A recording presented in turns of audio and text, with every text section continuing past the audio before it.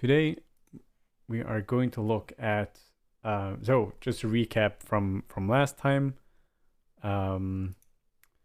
See, we have I've changed around the chip cam a little bit, so that we have room for the actual keyboard.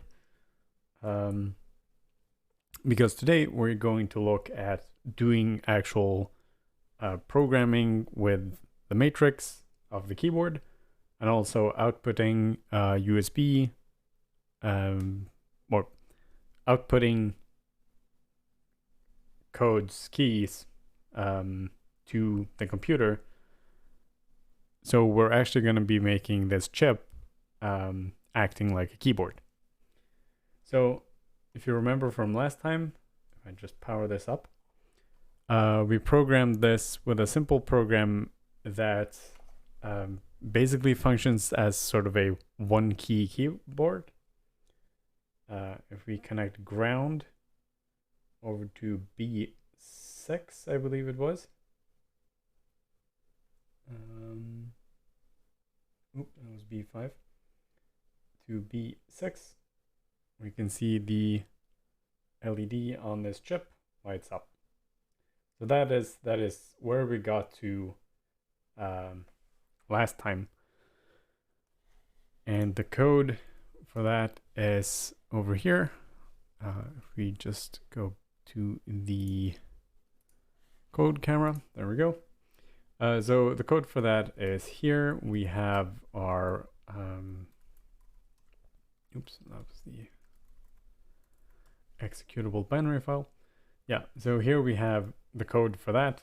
I mean, we could have done blinking a single LED on the TNC a lot faster with a lot less code than this, but we're sort of building up something that we can use for this project, but also for other projects, and just showing off a bit of the cool stuff that we can do with NIM.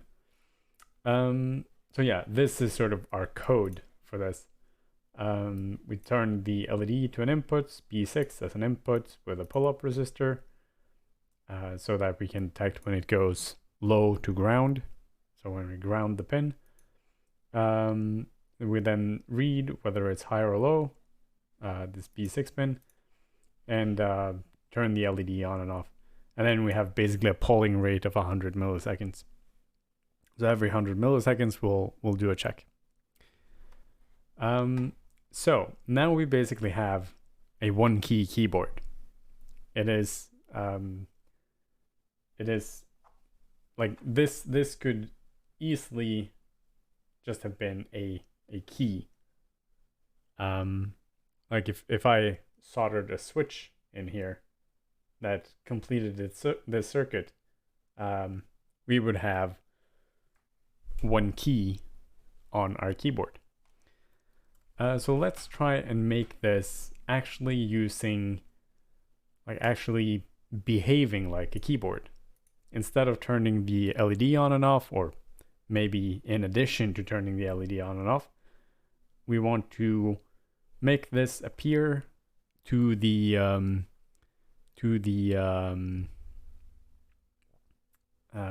computer as a keyboard device, and we want the keyboard device to actually output keyboard or key characters.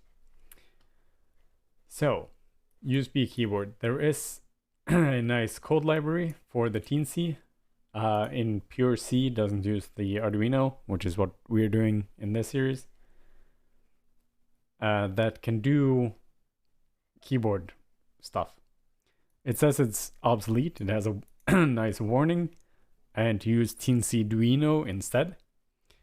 I'm not entirely sure why it's obsolete, what they have possibly changed in the TNC Duino version, but there are some limitations, as you might can tell from the tabs that I have open. You can't read those because my head is in the way, but you can see that I have more things open here. So yeah, this is an example. they just have a bunch of buttons, all port B and port D. So if you remember from last time, the pins are in ports. So this is port B, this is port D, and port B and D had all of the pins. So from 0 to 7, so all 8 pins a port can have, both B and D has them. F lacks a couple, C lacks almost all of them, and E only has a single pin. But this one uses port B and D, so 16 pins in total, and they are inputs with a pull-up resistor. Same thing that we're doing here with our B6 pin. It's an input with a pull-up resistor. And when any of them are shorted to ground by the press of one of these buttons, or in our case, just touching the wire to the pin or to ground, then 2 keystrokes are sent to the PC naming that pin. I'm guessing they print out B1, B6, D whatever. Yeah, and they also have an idle timeout, which sends a spacebar keystroke after 8 seconds of inactivity. So this is just the example that comes shipped with this. All modern operating systems supports USB, doesn't need a driver. It says this code also supports the keyboard boot protocol for compatibility with BIOS before an operating system has loaded. I looked at the code and it seems to only support the boot protocol. We'll get back to that in a second. So they ship this USB keyboard.h and .c file, which have a keyboard press. Yeah, they have a keyboard press thing, or you can set keys in this array of keys, set modifier keys. This is the bitwise OR, so it's a mask of like Control or Shift, mask them together, do that.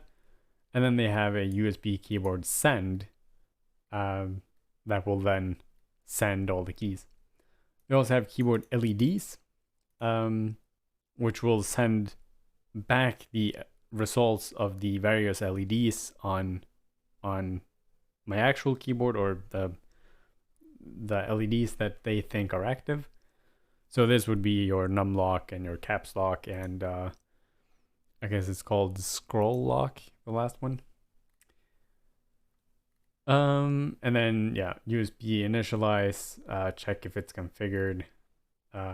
They also have a version that has debug message functions, so for those of you who have used Arduino before, you have the serial print stuff. This works in a similar way.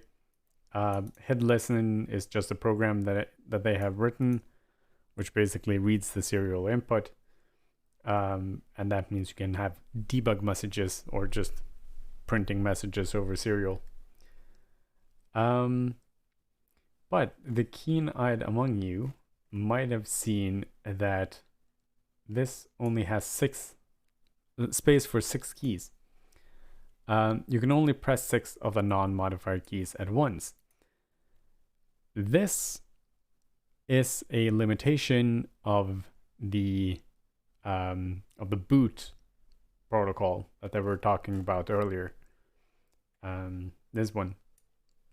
So it's a common misconception, and so the way this keyboard is soldered up basically supports what's called Key Rollover. So for those of you who don't know, instead of oops, I'm going to show you this one. So yeah, this is basically what they've done in this example right here.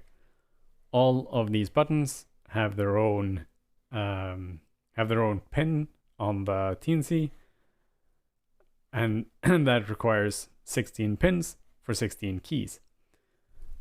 This board has 35 keys, and this microcontroller does not have 35 pins. And if you look at it, you can even see that I haven't even populated half the pins. Well, it has an odd number of pins. But I'm using less than half of the pins available, nowhere near the 35 pins that would be required to run this. Not to mention the second half of the keyboard. So this is, as I mentioned earlier, it's a split board.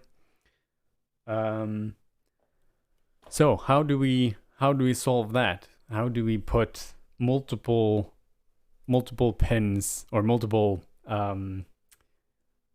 buttons on the same pin? And we do that by scanning. So this is what my keyboard looks like now. The way it works is that we're going to be listening on one column at a time. And these diodes that you can see in here, it's focused on the work surface. But if I switch to this, you can see each of these switches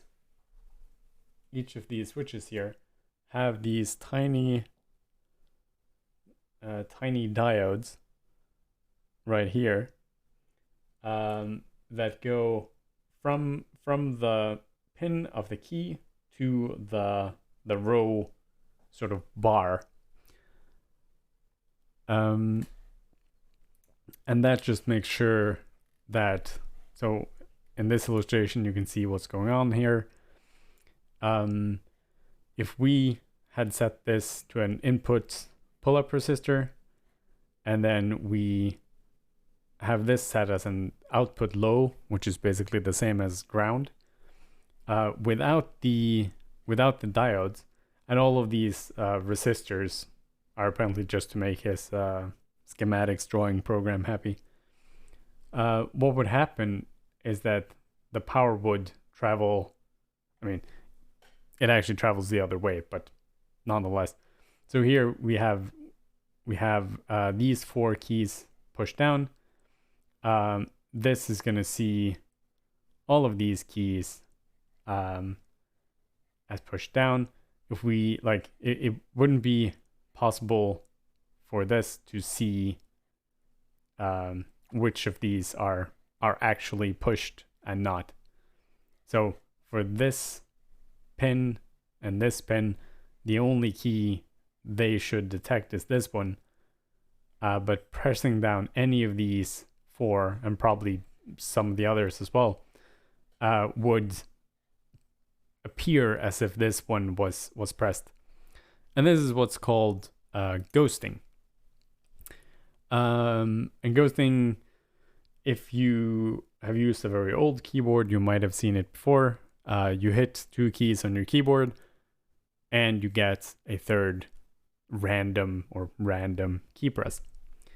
So that's what these diodes are doing. They are just making sure that power can only flow from here down through here over to this bar right here.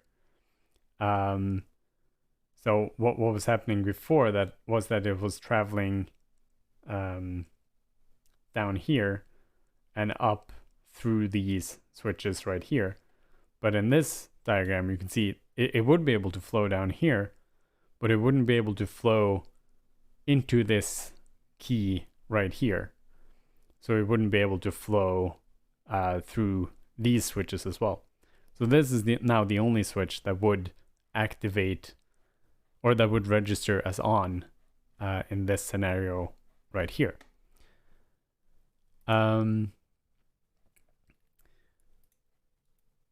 This was actually called, the image is called ghosting example. So yeah, this is ghosting. this is basically what we're going to be doing. We're going to be reading or setting our pins high and low, and we're going to be reading and doing all of that fun. But first, back to this six key limit. So as I mentioned, this keyboard has what's called, or is capable of what's called N-key rollover. So each of these switches could be pressed, and they would all be possible to register individually.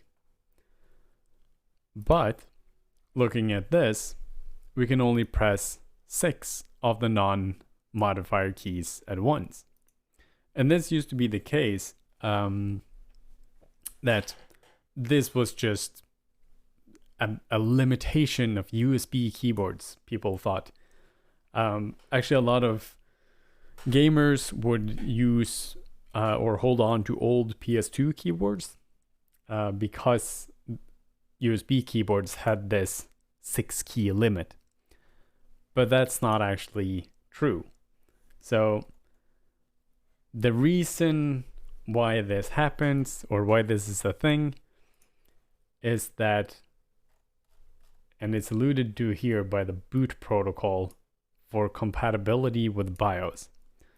So HID, or human interface device, the specification for that is massive, supports yeah. The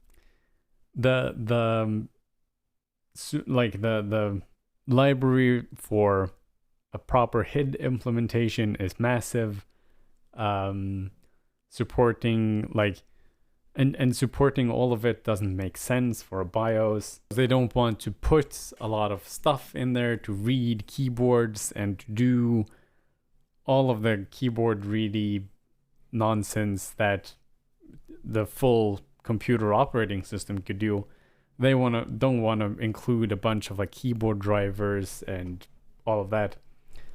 So what they did was that they made this boot protocol. And the boot protocol is sort of a simplified version of everything. And as part of that simplified thing, you only have 6 keys you can press at once. But that is not a hard limitation. Yeah, so here you can see how it looks like the boot protocol format. 1 bit field of modifier keys, 1 reserved field for whatever, and then those 6 scan codes.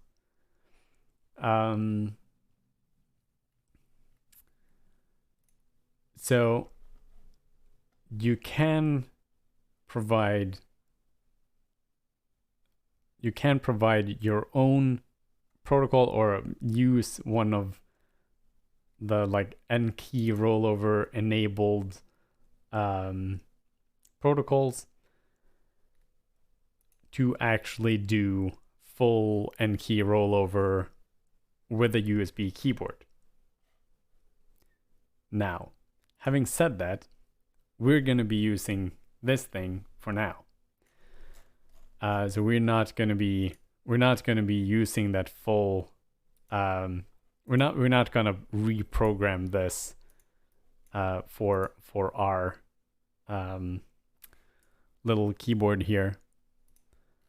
Yeah. So we're just going to drop these files into the NIM firmware folder. There we go. So we're just going to be using the C version for now.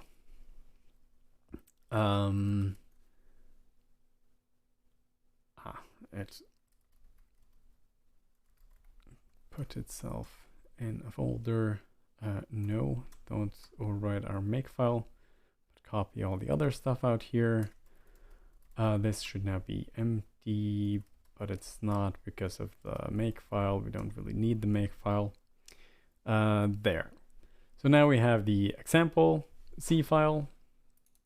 We have the USB keyboard and the C file and header file. So if we look at this header file, we can see here we have all of the keys. We have, or all of the modifier keys. We have all of the, or not all of the, a lot of the, at least most used keys. I think that's probably one thing that they, header file. Yeah. I think this might be one of the things that they have improved in Teensy Arduino, is to have all of the keys, that at least the ones for the boot, for the boot thing. It also has keyboard press, keyboard send, these variables that it mentioned. And this is all just like the stuff that is needed. R is obviously going to pull these ones for setting up hardware, setting up the USB hardware. This is 592 lines of C code. The C part, or the actual implementation part of this, quite a bit of that is comments, and a lot of it are these definitions for the various like protocols and stuff. You can see here we are saying we are a head device, we are a keyboard, and we're using the boot protocol.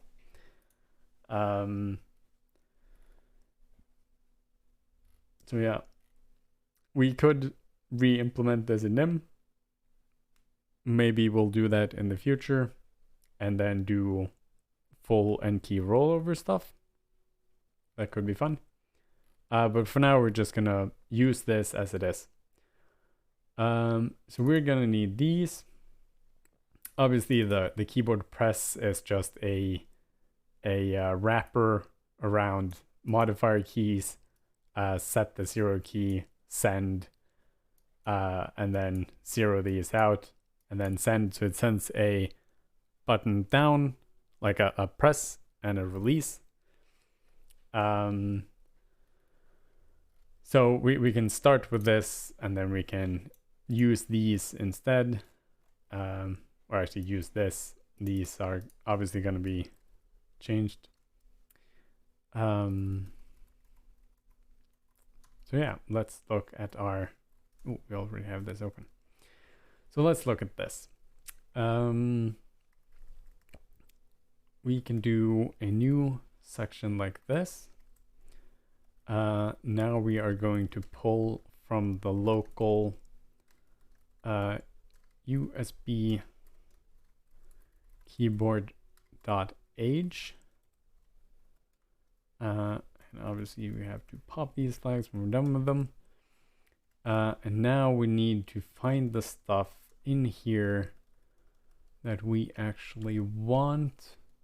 If we look at the example.c file, we can see here that, yeah.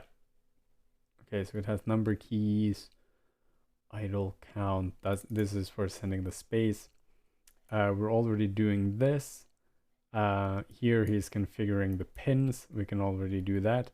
So yeah, we need USB initialize, wait for the USB to actually be configured. So that's, we have received a message back from the machine that everything is ready. Then it waits for another second, I guess, just to make sure. Let's see, what is this? Timer 0. Right.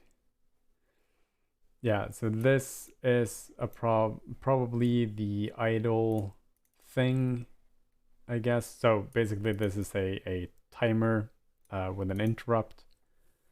We're not gonna bother with that. Yeah, so he reads all the pins. loops through to check which are high, or I guess low, since he has inputs pull up and then pulls them to ground, same as what we did.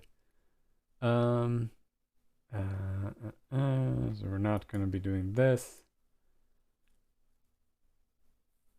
And right, so this is another thing, what's called mechanical bounce. So basically, in our case, we do the delay 100 milliseconds. So it probably wouldn't be much of an issue for us. But basically, when I'm doing this, when I'm just touching the pin like this, I can like not hit perfectly. That is also true with keys. So if I push a button, there might be a small fraction of a second where it connects, current goes through, and then maybe it like bounces a little bit before it settles down, or just weird electrical stuff. So we basically just want to make sure that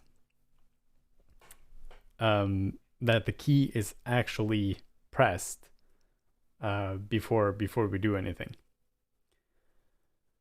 So that's what this delay is for.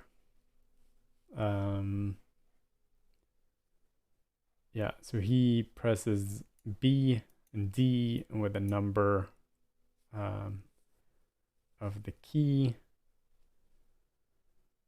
That is good. Okay, so what we need the USB in it, USB configured, and the press for now. I think we'll stick with that. So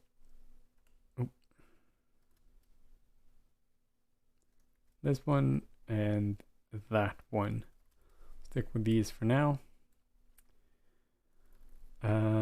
This is a procedure called USB init. It doesn't take any arguments. And we are going to import it from C as USB init.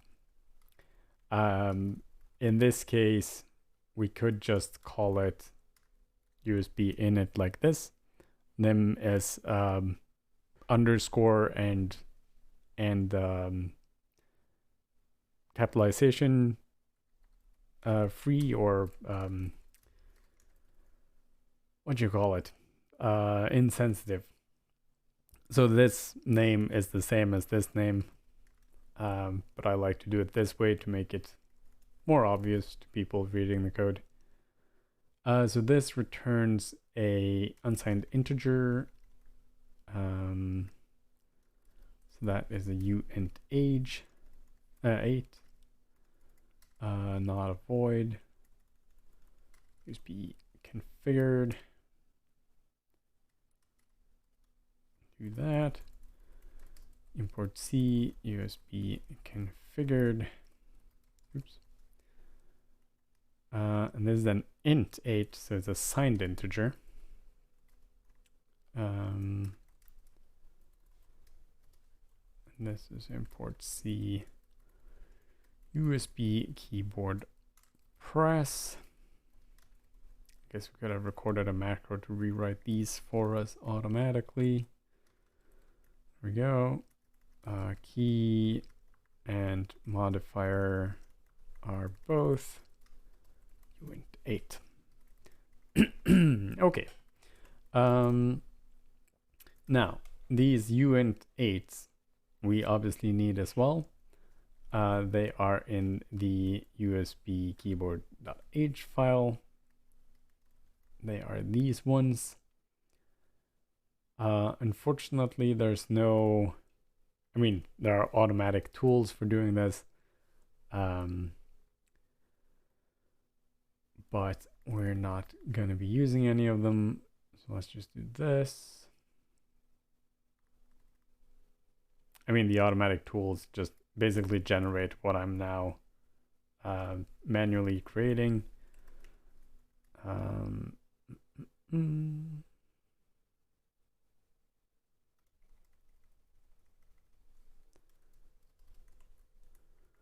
There, and we can replace some of them have one tab and some of them have two.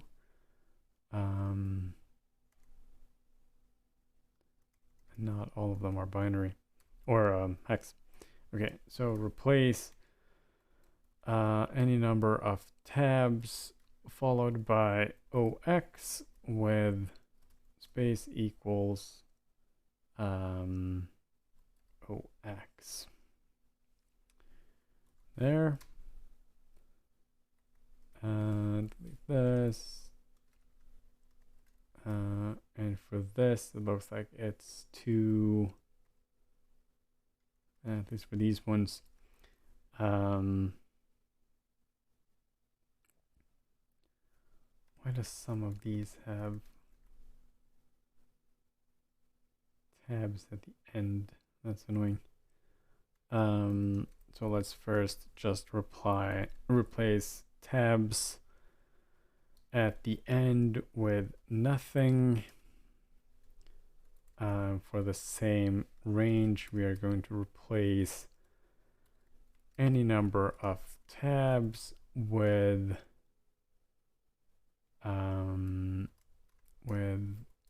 equals. That should be. So what I'm doing now is a little bit overkill for the tiny example, but we are gonna need this table at some point anyways, so we can just as well make it now. Insert. So these are basically sort of the most commonly used keyboard symbols for the boot protocol, or that's supported by the boot protocol. These will be supported by pretty much every single keyboard and every single computer in the world.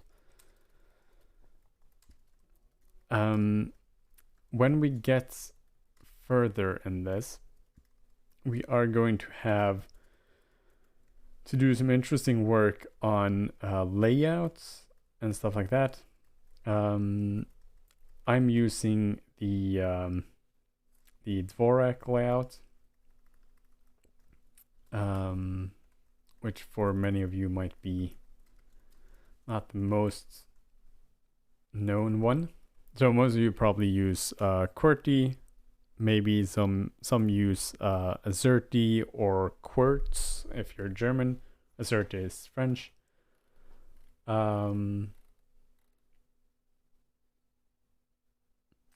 Right. So you know what we're gonna do. We're gonna create a file called tncKeyboard.nem. I'm just gonna drop all of this code.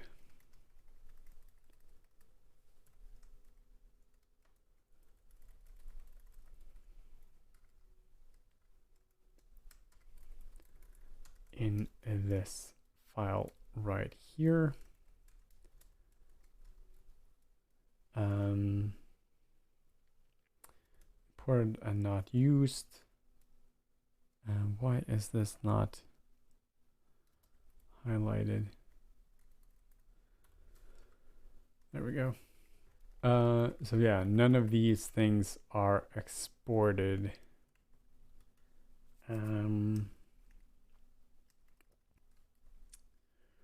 We are just going to do this and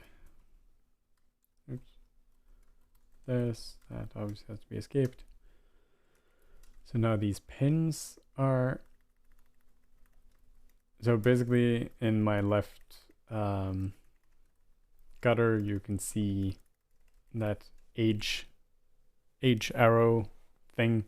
means there's a hint on this line, something is wrong. There, they just disappeared.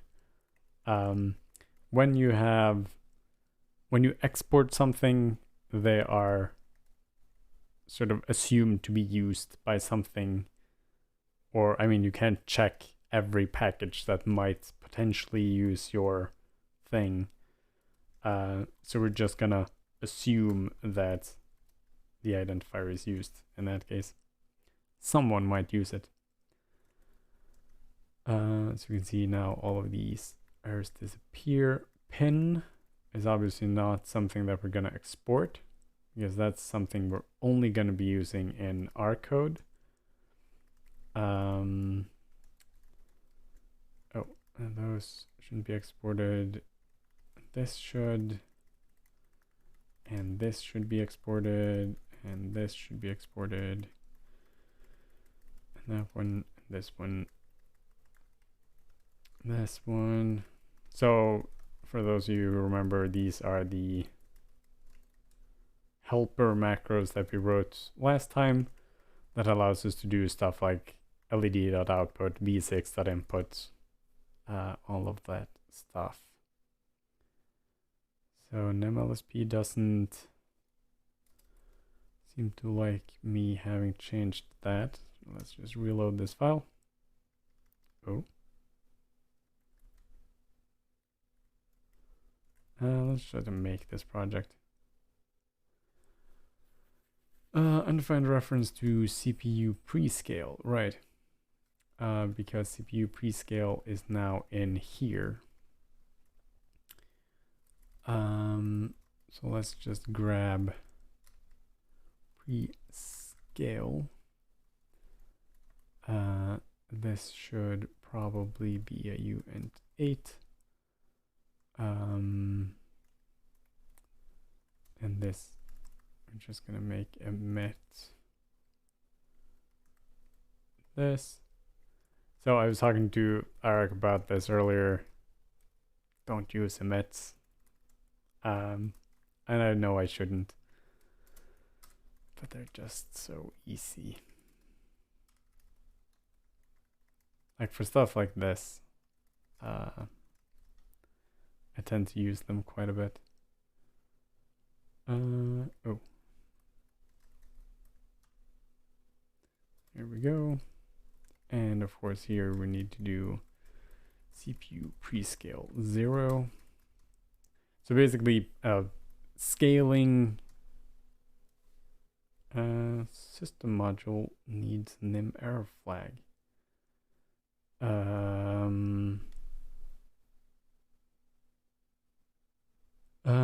Let's define CPU prescale. Let's just define this thing right here.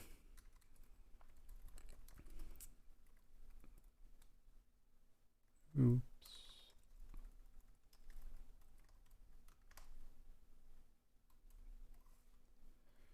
Damn keyboard shortcuts.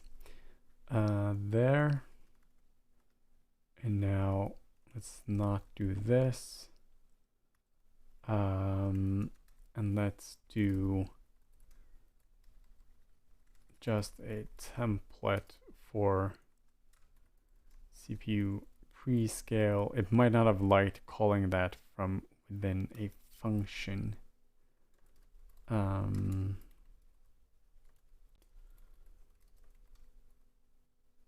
So we are going to set this to be OX80 and then set it to be N.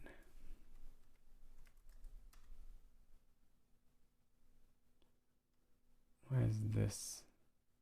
Oops. This should work still. No. Execution of external program failed. Undefined reference to CPU prescale because we still have this in there. We're going to switch back to using that. There we go. We should now be able to upload this to the teensy. and it should still blink. Oh, hit the reset button.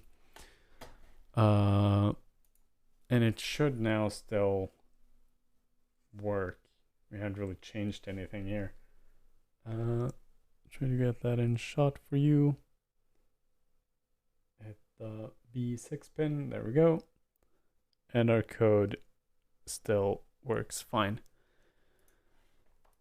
Good. Okay, so now we can, oops. So yeah, now you can just import TNC keyboard from any project and do these things. I think it would actually be better to split this into two modules. So we're gonna write one that's called TNC, and let's just call the other one for keyboard. Let's close this, move TNC keyboard to just TNC. Open this one, open this one, and in keyboard we are going to remove all of this stuff, all of that. I'm just going to leave that stuff there. This is sort of the keyboard specific stuff, and we're going to do the opposite here. We're just going to remove the keyboard specific stuff from this module. So we're just left with what we had from last time, plus of course the CPU prescale stuff. So in here we can now import TNC and keyboard. Everything should still work.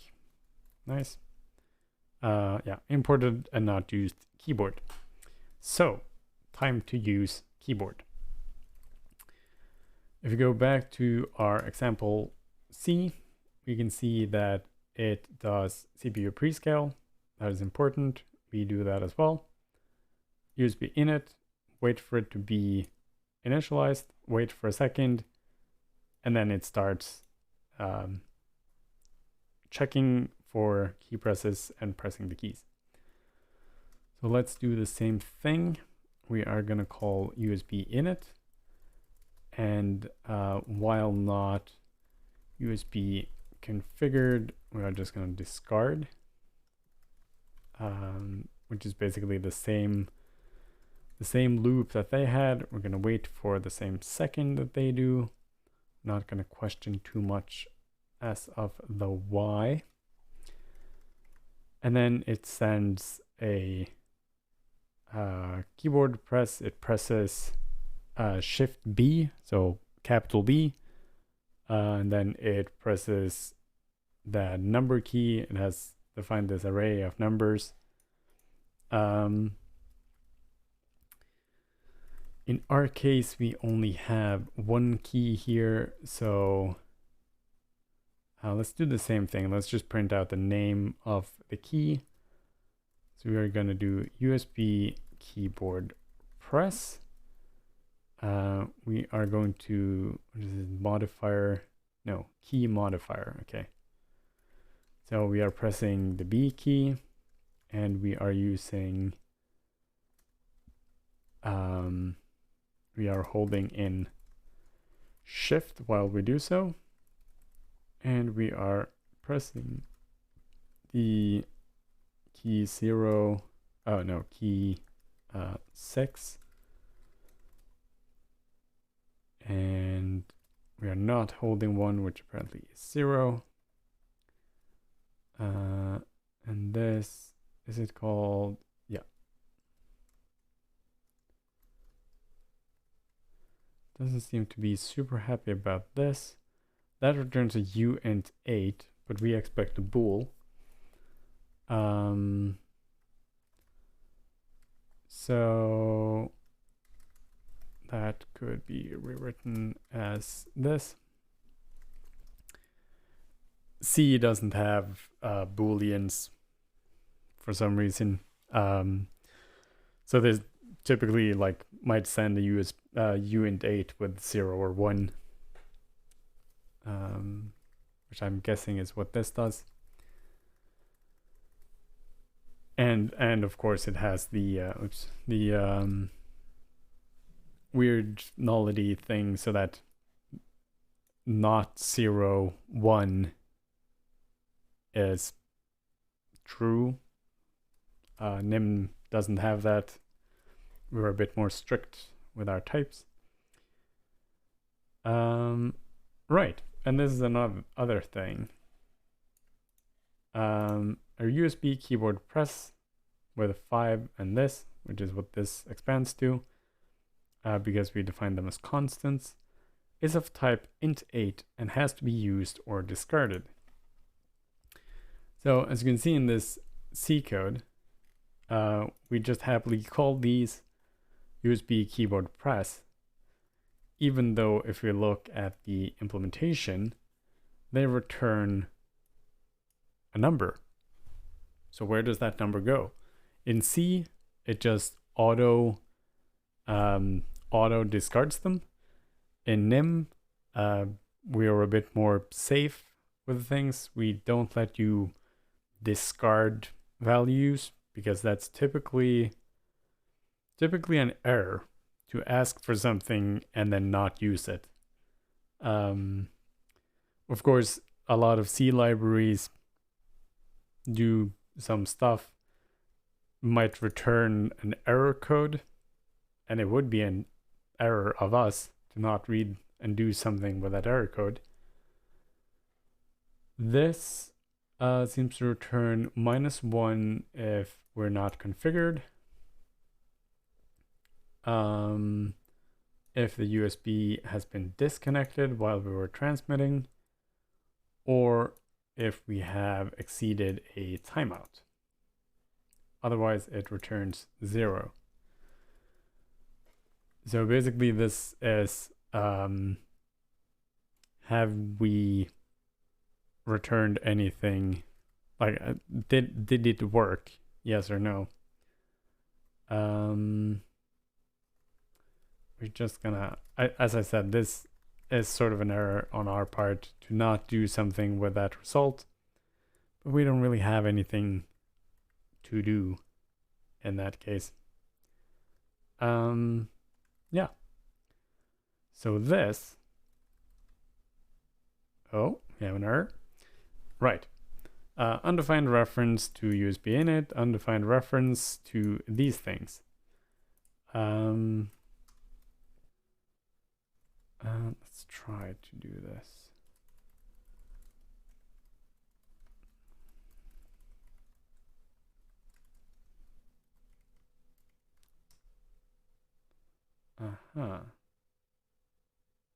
Right, so that works. Okay. We need to fix these though, but that isn't an issue. So this is an update in AVR or something like that. So it's probably a flag I can I think it's that I need to do. Yeah. 110. It's just so basically program memory has to be declared as const in the newer versions of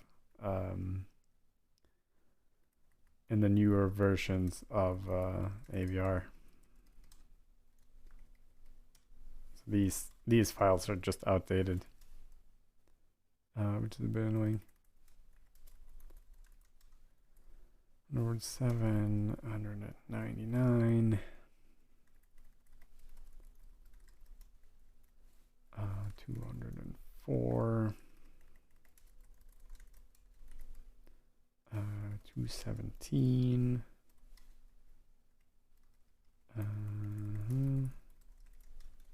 We got it working. We were missing this compile directive telling it to compile this C file. Adding that made Nim able to tell that, I need to compile this file and link these objects together. So now this should work. So we're doing the USB init, we're doing the configure, we're waiting a second, then we're configuring our pins. Then we read our pin, and when it goes high, or when it is high, it presses the button. So this will spam that button as soon as I hit that key. But let's try it out. I'm going to switch over to the chip cam. We're going to hit this button. And that did the thing. Let's now just open an empty text file here. Put myself in insert mode. And yeah, so you can see it just behind the chip cam. When I now touch this pin, the LED should light up and it should spam B6. Oh, X6 apparently. Yeah. The new line so you can still see it.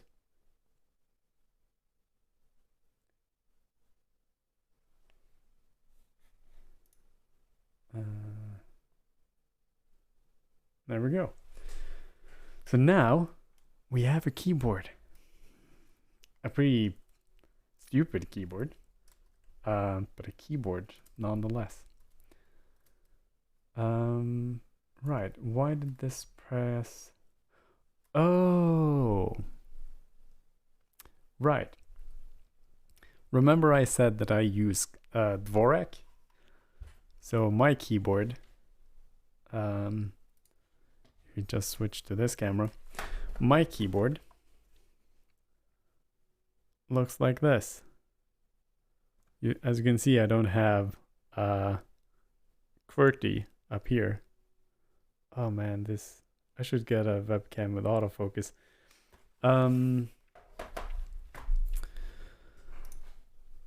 Let's switch to this. So I use a layout called Dvorak, not named after Antonin Dvorak. It's his cousin, which basically looks something like this. If we have a nice comparison here to QWERTY that isn't half a pixel resolution. Here, that should be good. So when I said press the B key on the QWERTY keyboard, or I said press the B key, but my Linux system is set up to translate a B key to an X key. Yes, I would answer that. It's basically QWERTY is optimized for issues with typewriters. I'm not typing on a typewriter, so Dvorak is optimized for human typing. So QWERTY, if you've ever had a typewriter and just like mashed the keys on a typewriter, you will notice that it jams up. Like if you're not typing words, it just jams up. And that is because the heads in the typewriter have to strike the paper and come back before the next key goes down. So the QWERTY keyboard is intentionally made so that keys that you typically use in rapid succession are placed far apart in the cradle of keys, so that when you hit two keys that are common in a word after each other, they have as much room between them as possible so as to not jam as often. This is not a problem with keyboards, especially if you have Key Rollover and proper anti-ghosting functions. So that's where Dvorak comes in, and it optimizes for faster, or is not technically made for faster typing, it's just not made for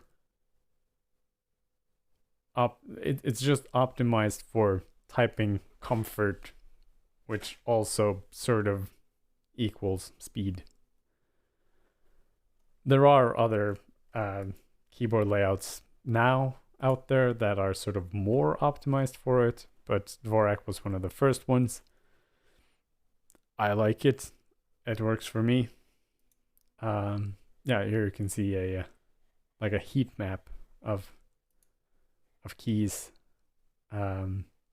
This is just based off of the most used keys. So here you can see it's kind of all over the place. You would do a lot of typing, probably most of your typing with your left hand. And one thing with typing on QWERTY that I've noticed is that when you're typing a word, suddenly you're typing 3 or 4 letters with the same hand. Dvorak is a lot more left-right, so you end up typing more left-right, left-right, left-right hand instead of the same hand over and over. The switch is hard. I'm not gonna lie. You might have actually more luck with Colmac because it's more similar to QWERTY. I taught myself to use Dvorak back in high school, I think it was. So quite a long while ago. And I just timed it to be in between 2 exams. So that I had the maximum amount of time that I wouldn't really need to be able to type anything at speed. But when you know it, it's you might not be faster, but I find it way more comfortable to type on. I mean, my hands cramp up when I type on a QWERTY keyboard. I also type pretty fast on a Dvorak keyboard. So you definitely, I think I type faster on Dvorak now than I ever did on a QWERTY. And I haven't found anyone who types faster than me on a QWERTY keyboard. At least the one I know. I mean, I know people can do it, but I haven't found anyone. So yeah, now we have a keyboard that can press a key. So, matrix. Basically what we need to do. Enable a column. So again, looking at the keyboard, it is split into rows and columns. Again, this camera is so horribly out of focus. I think it's best if we do this. So yeah, as you can see, the keyboard is wired into rows and columns, where the rows are connected to pins and the columns are connected to pins. So we use 5 pins for the rows, and we use 7 pins for the columns. So that only takes up 12 pins of our 25 available ones, instead of the 35 that we would need to wire up every single switch.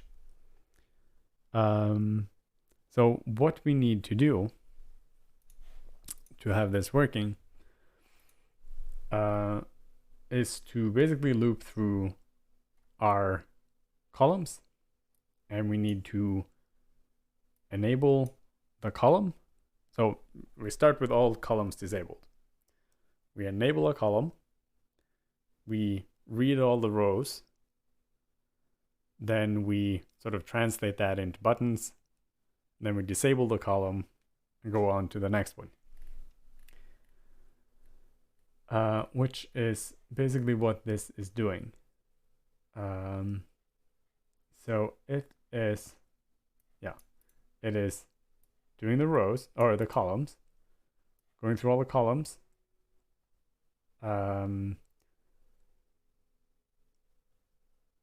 It is actually doing it row by row and column by column. Oh no, right here, yeah. So it does column by column, sets this to output low, so disable it, or turn, why did this turn white? So yeah, pull the column low, set the row to a pull-up, then read that column, or read the row. It puts it in an array, then it sets it back to a normal input, and then it sets the column back to an input. So basically it makes this ground, it makes this a pull-up, so it will read as high as long as it's not connected to ground, and then it checks is it set to high or low, and does that. So we need to define our pins. So we need to on this, so my columns are the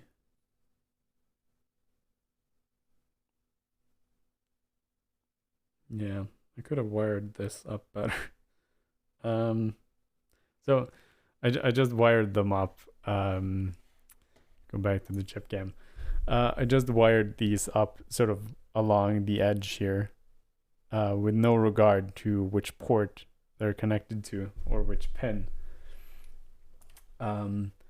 We are probably gonna switch to the I/O expander for both halves and connect to both halves over I²C.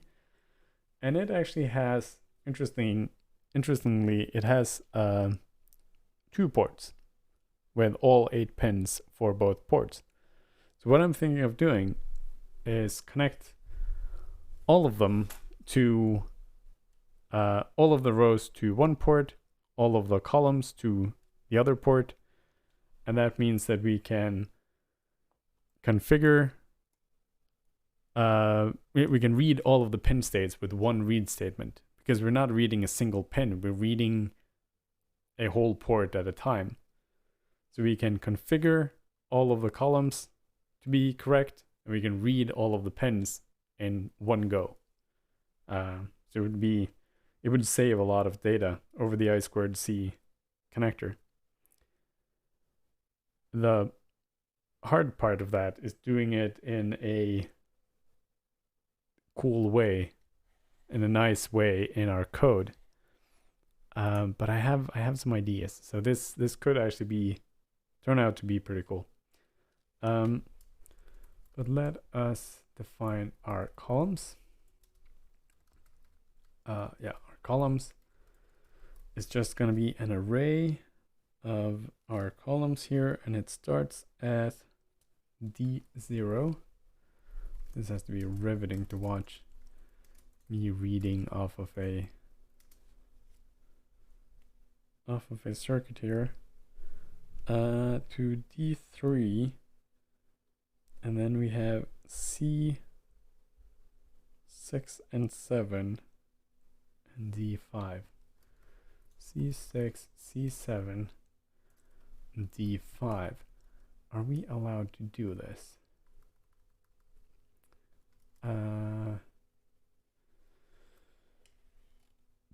So it sets columns to input pull up by default. For column and columns.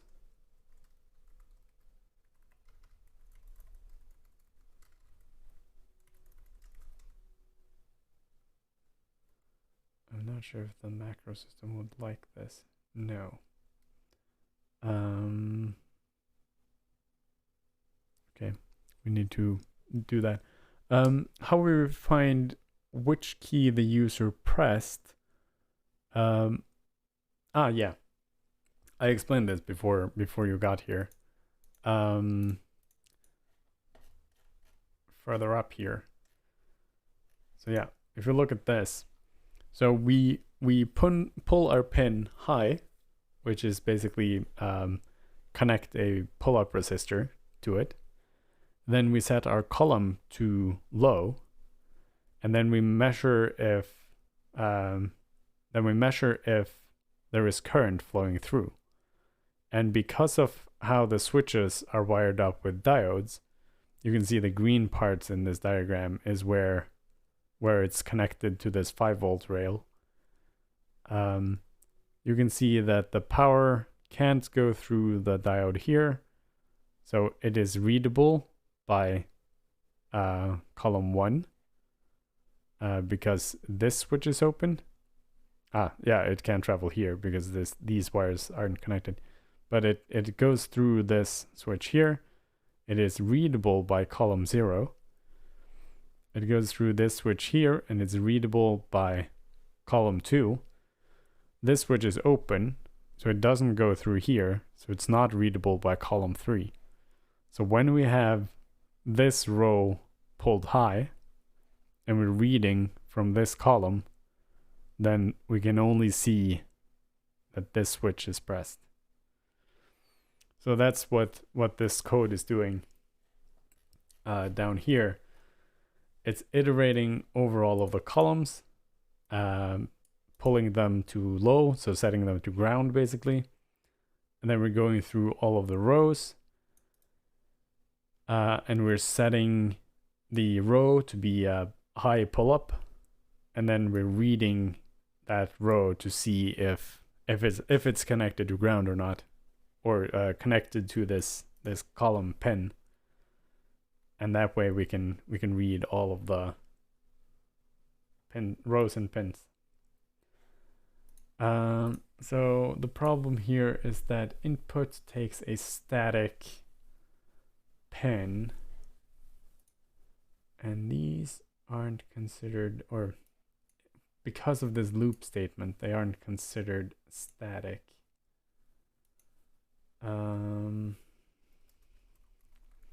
And this didn't work.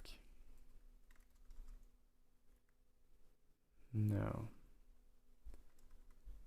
Can I do the whole thing?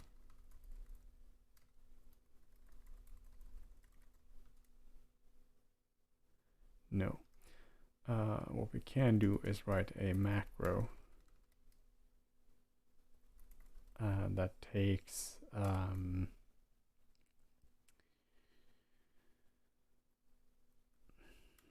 I don't know what to call these. We're going to use the same macro for rows and columns, so we're basically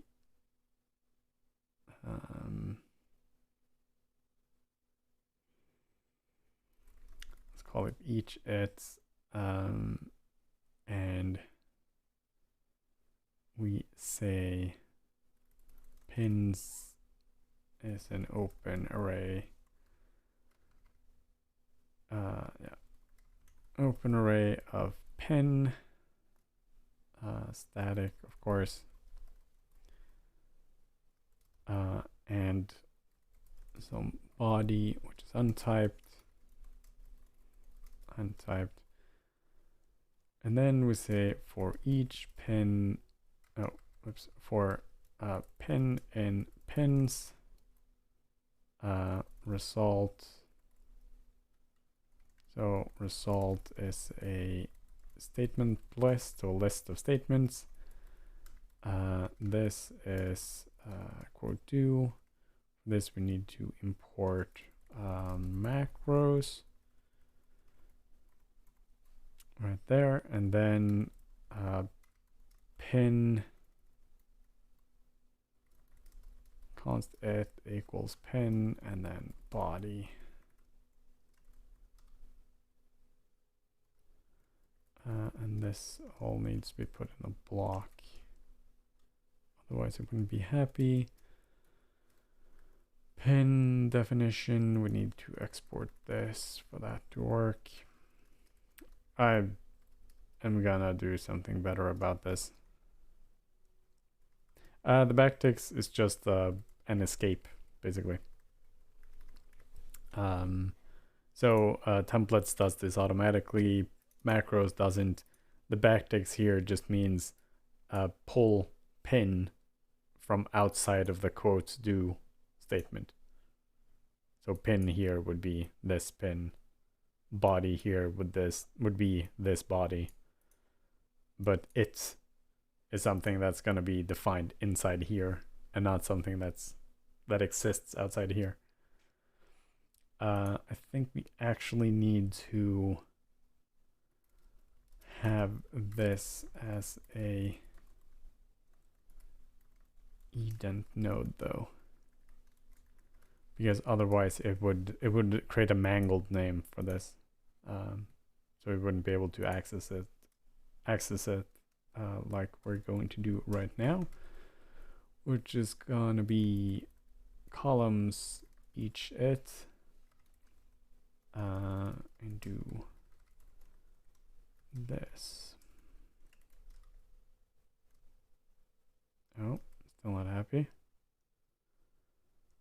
Port is not accessible because this does not export its fields.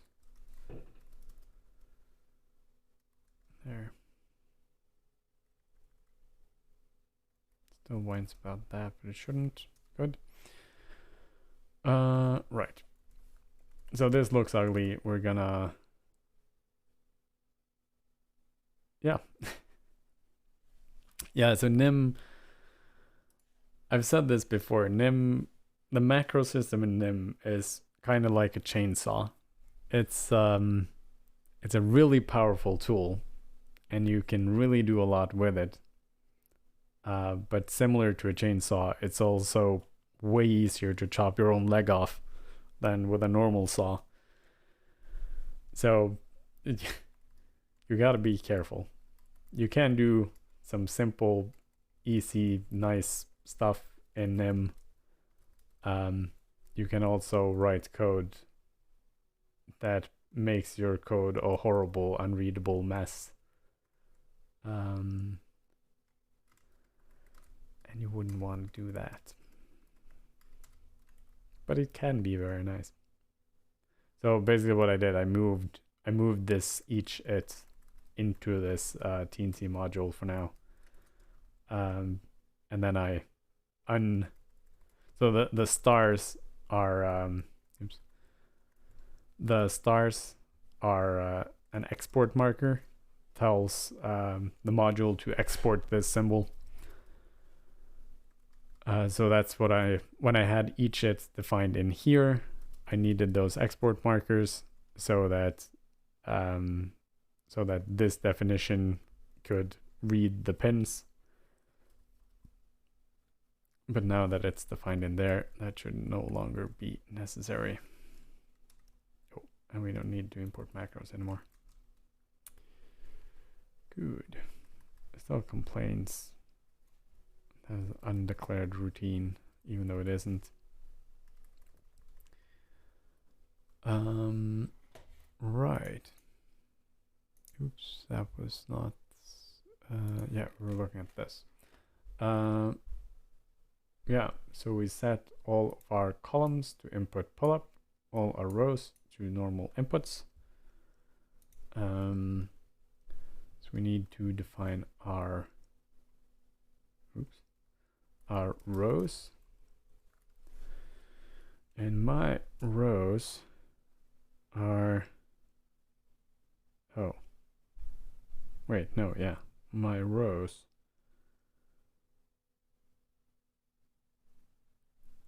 Why have I, oh, I've done it the opposite way, right. My rows are B0, B1, B2, B3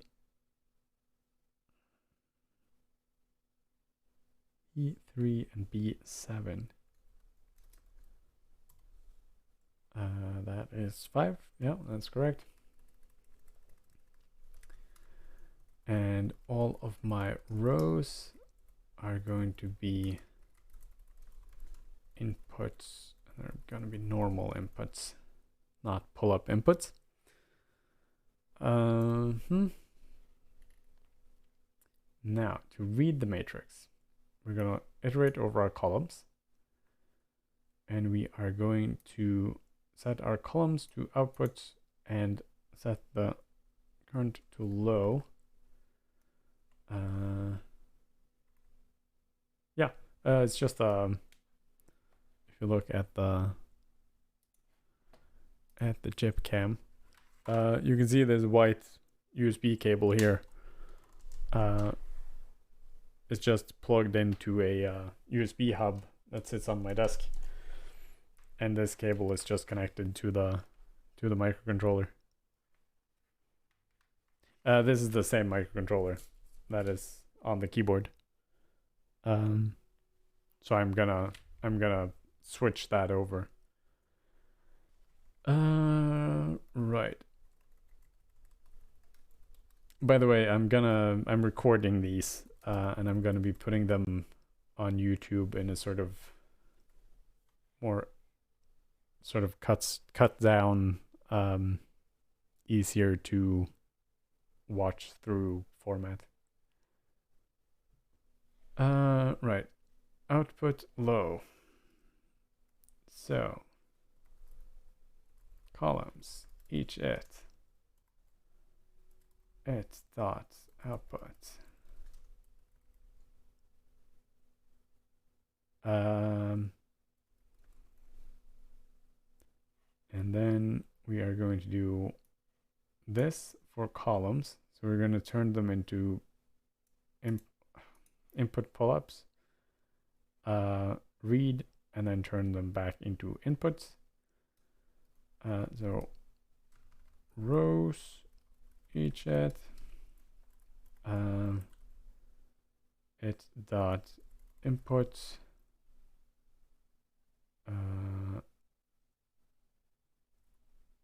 it dot pull up, and here is gonna go our read, and then we do it dot normal. So I actually don't need this because it's already an input. Yeah, input pull up, and then the column turns into an input. The column turns into an input, and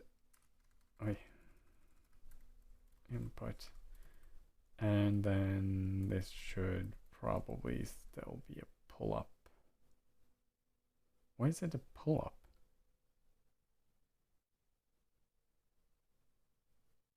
It's kind of weird. Anyways, yeah, so read. Does this work, by the way? Yeah.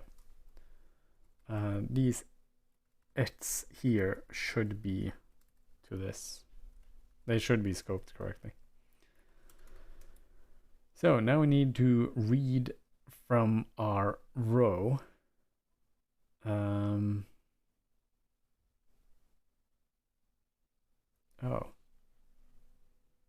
Row call. Oh, Jesus Christ.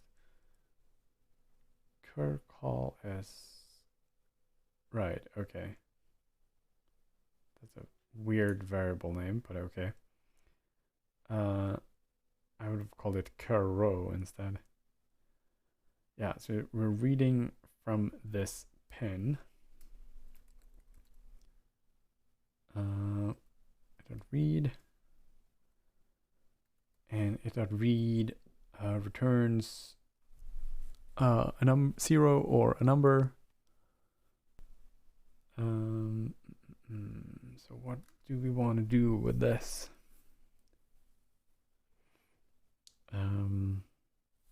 Let's just write out just a random key.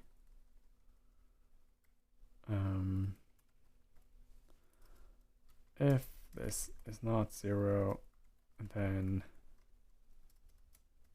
just output, yeah, sure, key 6. Doesn't make any sense. I just want to check if this works. So we're not differentiating. Oh, before I do this, let us actually add this delay in. Where does he have? Oh, he doesn't have a delay at all. Interesting. Let's put this 100 millisecond delay in, just so we don't absolutely spam my keyboard or the keyboard output when we do this. Okay. So connect this. Run a make upload. Hit the key. I'm gonna switch to the chip cam. There. So now I have connected the actual keyboard matrix. I have, oh, it's pushing some button. Okay, I think we might have that if test the wrong way around. Let's do this and see if that is any better. So I'm gonna hold the reset switch while I'm doing this. There. Okay. It did seem to push buttons. Interesting. Oh no. Right. Okay.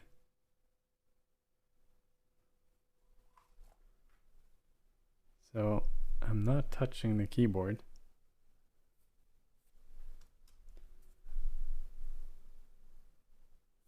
It seems like maybe one of the rows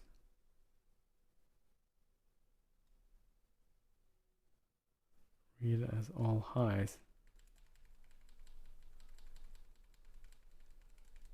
I'm going to just spam a random key.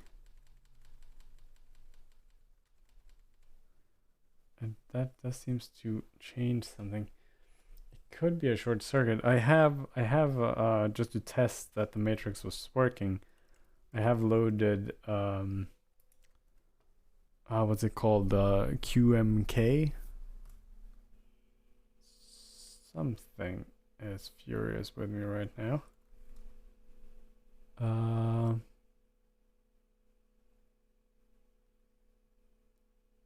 Right. My Vim instance is running at 100% CPU. Let's kill that. I just hear my fan ramping up in the background. So let's open just a text document. Let's put this over here. So we can use that text document to type into.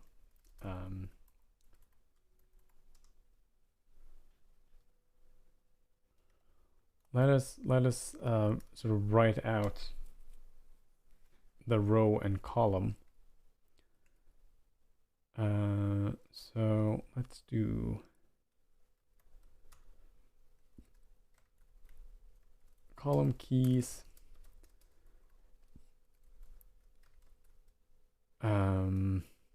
Right, so this is going to be QWERTY to going through QWERTY to Dvorak translation. AS, this should be the mid row. ASD F G? No. Oh, chip cam, sorry. There.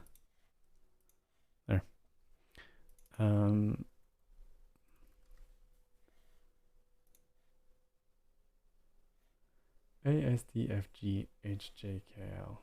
Right. Key G. Key. Wait, how many keys do I need? I need 7 keys. 6. H. J. That's 7. Yep.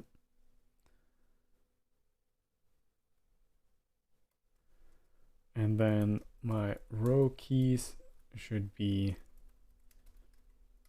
all my rows. Key 2, key 3, key 4. Yakwak terminal. No, I have not. I haven't even heard of it.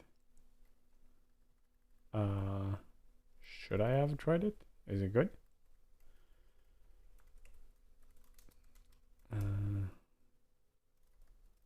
Column is 0, row is 0. At the end of this, we are going to increase column. At the end of this, we are going to increase row. And here we are going to put out call keys column and row keys row. What is this complaining about?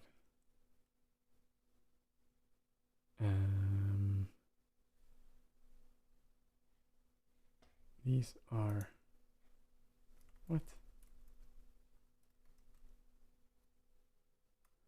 Right, these are not defined to be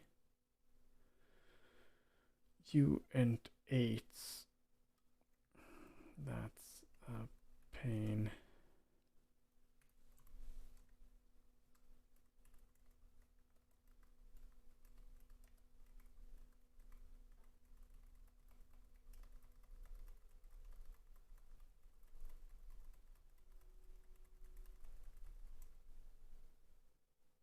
Oops.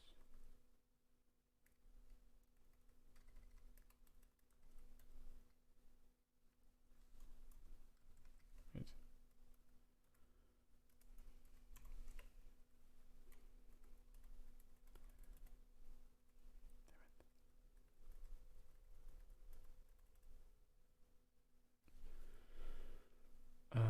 I mean, that's all the keys we are going to need right now anyways. That should be fine. Oh, it seemed to have messed up my terminal. Let's try this again. Go over here and let's see what it prints out. A0, A1, A2, A0, A1, A2. So it seems it's A that is messing up. Interesting.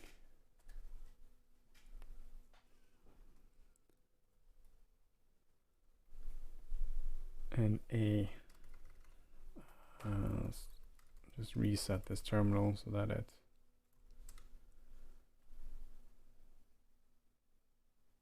I just called reset.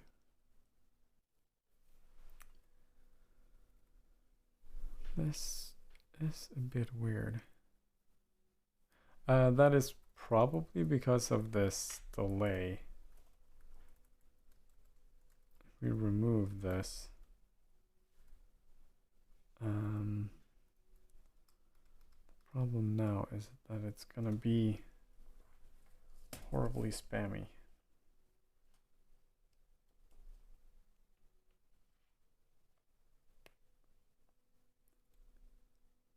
Okay.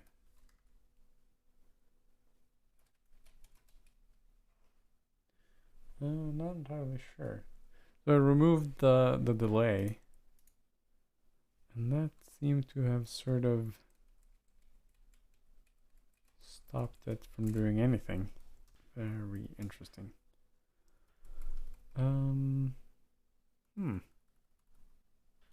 So with a long delay it did weird things. With no delay it did no things.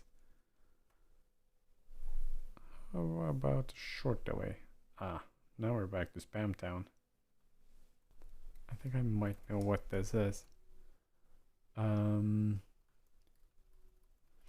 So the concept of rows and columns is dependent on the direction of your diodes.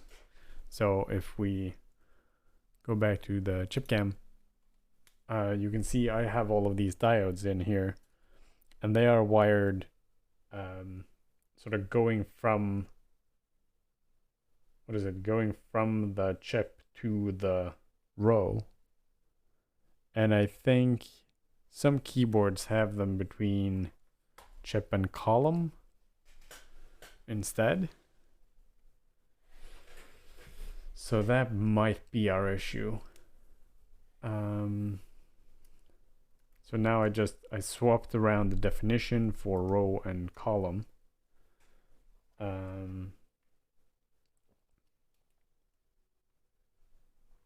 That should hopefully, nope.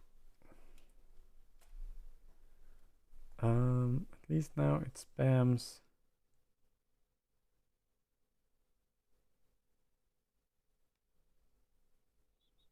I thought it spammed more interesting keys, but not really. I'm not sure how it manages to output that. Do we have key 0 in one of our... No. I mean...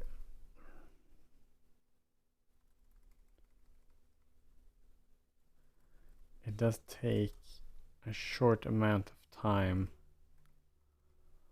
for a pen to actually go high and be readable. If I don't remember incorrectly.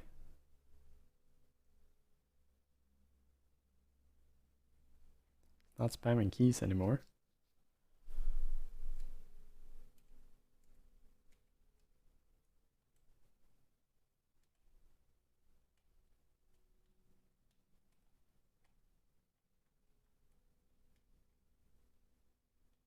Yeah, so that was our issue. Yeah, okay, chip cam time. So just remove all of this. Let's put this on top just so I can pad out that window so you can see what's going on. Let me increase, let me go for dark color scheme here. Cobalt, that's dark. Mostly because my eyes were screaming at me. So, when I now hit this key, which is sort of the 0, 0 key, it's going to print out 0A. This key should be 0O, 0E, 0U, 0I, 0D, and 0H. This key should be 1A, but it prints out 1O for some reason. This seems to print out 1, 1, 1, 2, 1, 3, 1, 4. This seems to only print out ones. I'm guessing because it ran out of numbers. This does 2s. Yeah, this row just does 2s. So there's obviously still a bug somewhere, but the issue that we, oops, that was the wrong terminal. The issue that we were facing was that we were pulling it up, and that sort of leaves it in a sort of it takes a tiny bit of time before it actually is able to pull it high. I'm guessing what is happening here is that Arduino has some code in the pin mode function that waits for just a short fraction of time in order for that voltage to stabilize. Which is basically what I'm doing here. I'm just waiting. This delay here is just waiting for the voltage in the circuit to stabilize so that we can measure it precisely. And the reason why it's bugged is because these are obviously we're iterating the wrong thing and reading the wrong thing because we swapped our rows and columns. It still shouldn't flip like that though. I want to try to rename these to what they actually are on the keyboard, just to check what that does. I'm not sure this. Oh, sorry, chip cam again. No. So, okay, now it just doesn't work. Okay. So it was right.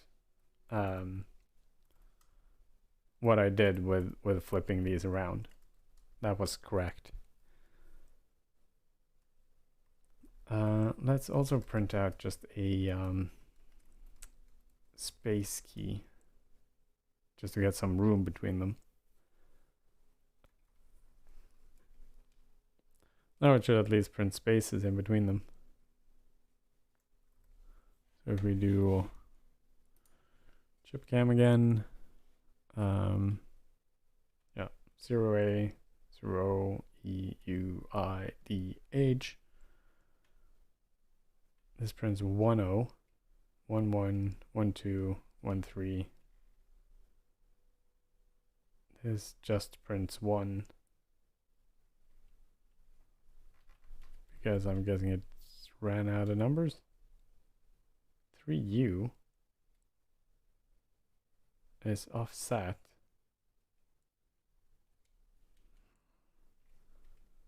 This is very strange. 4J. Oh, I know what's wrong. Such an idiot sometimes. Okay. We obviously need to have this set down here so that the row here resets for each run of this. Now we would run up to row, then we would go on to the next column, which is rows for us because code is weird. And then it would do then it would have 2 high numbers here, and because we don't have any way of handling errors, we just disregard errors. So okay, now so this should work same as it always has. And now we get this column. Nice. And this column, or this row column thing. And then this one. And then this one. Right. So now we have all of our keys, all of our rows, all of our columns, all of that is done. We can also hit 2 keys at the same time. We have essentially 6 key rollover. Or wait, actually this can't hit keys at the same time at the moment. Because we're using the send key thing. We're using this USB keyboard press. But yeah, that was it for today. Now we have a keyboard that can type, it's not a very good keyboard. It has 35 keys. You can't type all that much. And at the moment it does weird things when you hit the keys. But all of the keys are individually addressable, and they all output stuff when we tell them to, which is cool. And it works.